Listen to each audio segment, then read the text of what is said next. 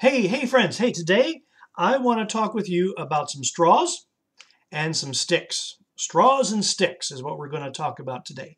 Now, I have here in my hand straws that to you probably look the same length. Can you see them? Right there. There's a number of straws, okay? And they look possibly the same length.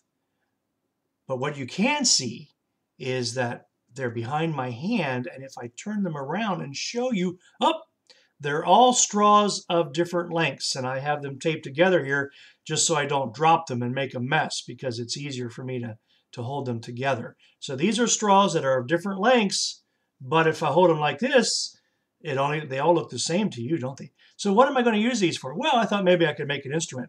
Can you hear that? Well, it doesn't really work for an instrument. But hey, this reminded me of something that I've heard, a phrase, maybe you've heard it too, to draw the short straw, or to draw straws. So when you draw straws, it's a technique that's used for making a decision, for deciding something amongst a group of people. And the tradition is that you would find somebody who has all these straws in their hand, and they're all different lengths, but you, if you're drawing them, would not know them.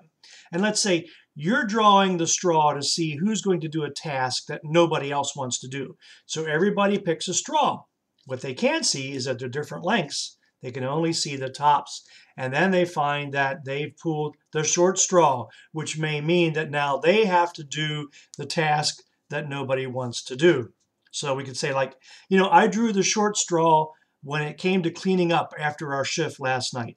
Or I drew the short straw and now I have to take 20 kids to the park. Oh, joy, right? Well, this expression, to draw the short straw or to draw straws, comes from the practice of using pieces of straw in what we would call the drawing of the lot.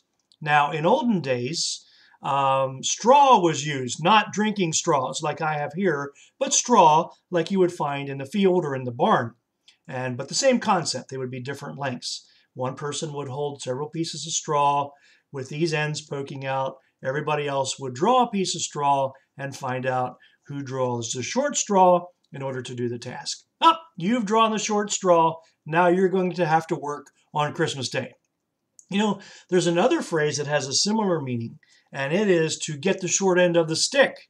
Maybe you've heard that before. Same thing. It means that somebody is chosen to do a task that nobody else wants to do by drawing sticks. And here we have a number of sticks, and they are different lengths. So the same concept. Somebody would draw, not knowing how long these are, they would pull them out, and it could be this long, it could be this, or it could be a real short one like that. See? So we got these straws and sticks to draw the short end of the straw or the short end of the stick. And it's all about getting the responsibility for doing something we really probably didn't want to do. Why do I always get the short end of the stick? I want my fair share. Or we could say, you know what, she's unhappy because she has the short end of the stick again. So it's really a phrase that has to do with unfairness, feeling a bit cheated maybe, or a bit picked on, or not always able to do what we want to do, but always getting the short end of the stick. How do we react when life seems a bit unfair? When someone else gets the credit for something that we've done, or when we don't get the attention we think we deserve, or when it seems we're always the one who has to clean the house or do the dishes. Not me again. Why can't somebody else do it? Or we just may feel we have drawn the short straw or gotten the short end of the stick a lot. In life, we will experience times when it seems unfair, when others get to do things that we can't or won't be able to. Even in the Bible, some of the writers of the books of the Bible ask question of God, why is life unfair? Jeremiah in the Old Testament said, Lord, when I bring a matter to you, you always do what is right, but now I would like to speak with you about whether you are being fair. Why are sinful people successful? Why do those who can't be trusted seem to have an easy life? Wow, he was asking God that question of Why does it always seem to be that everyone else gets favor, but I'm left with the short end of the stick? Or it seems like I've drawn the short straw. There are numerous psalms that lament the fact that wicked people seem to be successful, and it just doesn't seem to be fair. Psalm 37, verse 7 says, "Be still and wait patiently for the Lord to act. Don't be upset when other people succeed. Don't be upset when they carry out their evil plans." Well, how? It's hard not to be upset when it doesn't go the way that we want it to, or when we always seem to be the one who are drawing the short end of the stick. So how do we respond? Why should we not be anxious or upset? Should we complain and quit? Well, no, not really. The Bible tells us to hang in there. James 1:12 says, "Blessed is the person who keeps on going when times are hard.